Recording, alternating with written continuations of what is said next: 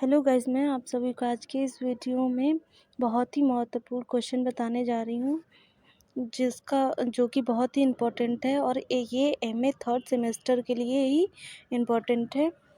तो आइए देखते हैं। गुप्त जी के बारे में है कि क्वेश्चन अगर आ जाता है एग्ज़ाम में तो ऐसे आएगा कि सिद्ध कीजिए कि गुप्त जी राष्ट्र कवि हैं। तो आपको कैसे करना होगा, आपको भी पता है कि गुप्त जी तो राष्ट्रीय कवि है, पर कैसे हैं, किस तरीके से हैं, कैसे उनकी मतलब उसको सिद्ध करना है हमको। तो उसके लिए मैं आप इस वीडियो में बताऊंगी। तो आइए देखते हैं। राष्ट्रीयता गुप्त जी की विशेष उद्देश्य रहा है, परंतु उसकी राष्ट्रीयता संस्कृत में पोषित है, इसलिए उनके काव्य में जाति गौरव की प्रधानता हो रही है।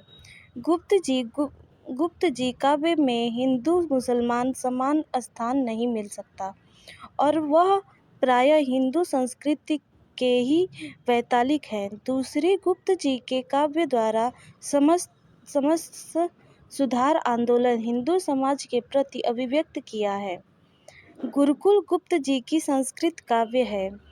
गुप्त जी के काव्य कापी के केंद्र बिंदु हिंदू है, अतः ऐसा प्रतीत होने लगा है कि गुप्त जी पहले जातीय कवि हैं और पीछे राष्ट्रीय कवि। किंतु ध्यान से देखने पर गुप्त जी का राष्ट्रीय भावना तथा जातीय भावना में कोई अंतर नहीं मिलता।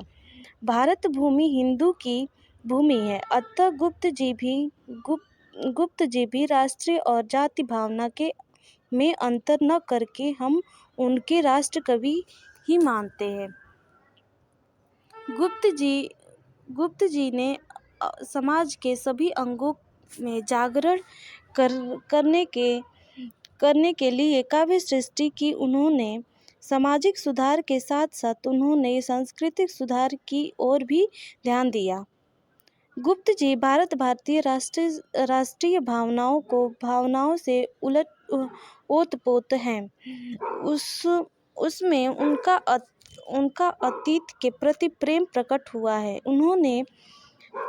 इसमें उन्होंने प्राचीन गौरव, वर्तमान दुर्दशा और आशापूर्ण भविष्य के चित्र खींचे हैं।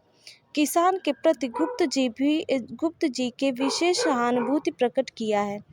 किसान हमारे देश की राष्ट्रीय इकाई है। गुप्त के प्रत्येक रचना उत्थान का संपादन करते हैं, इसलिए वे निश्चय ही राष्ट्रकवि हैं। अब गुप्त जी की विशेषताएं बताऊंगी। तो पहली है, गुप्त जी के भारत के प्राचीन गौरव और अभिमान करके उसके द्वारा भारतीयों को सचेत किया। ये हेडिंग है और हेडिंग के अंदर लिखेंगे, गुप्त जी प्राचीन सभ्यता और संस्कृति के श्रेष्ठ और युग प्रेरक मानते हैं, अतः वे आर्यों के आदर्श का विवरण देते हुए नहीं थकते। निम्न प्रश्न इनके देखिए। वो लिखते हैं, यह पूर्ण भूमि प्रसिद्ध है, उसके निवास आर्य हैं, विद्या कला कौशल सभी के जो प्रथम आचार्य हैं। दूसरा जो पॉइंट है उसमें दूसरी हेडिंग डालेंगे, गुप्त की सांस्कृतिक सुधारों को राष्ट्रीय कवि की पृष्ठभूमि मानते हैं। अब उसके अंदर लिखेंगे, भौतिक उन्नति के साथ साथ आध्यात्मिक उन्नति का होना भी आवश्यक है। वह परंपरा संगठन के लिए त्याग, दया सहित श्रोता आदि को मुख्यता देते हैं। उनका अलग नूतन सेवा न मन सेवा मुझे है इस जन सेवा का उदाहरण प्रस्तुत करते हैं। अब तीसरी पॉइंट डालेंगे, तीसरी हेडिंग, मनुष्य के अधिकार प्राप्त करने के लिए कर्तव्य का पालन करना। उसके अंदर लिखेंगे, तीसरी हेडिंग के अंदर, अधिक अधिकार खोकर बैठ रहना मनुष्य के लिए पाप है। वह जयद्रथ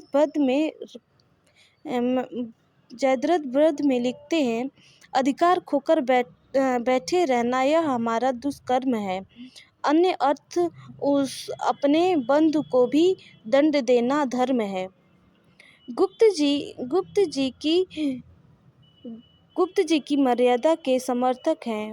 वह कर्तव्य के मार्ग में प्रेम को बड़ा रूप में उपस्थित है। यह गुप्त जी के कारण पत्र कर्तव्य के प्रति सदैव ही जागरूक दिखाई पड़ते हैं।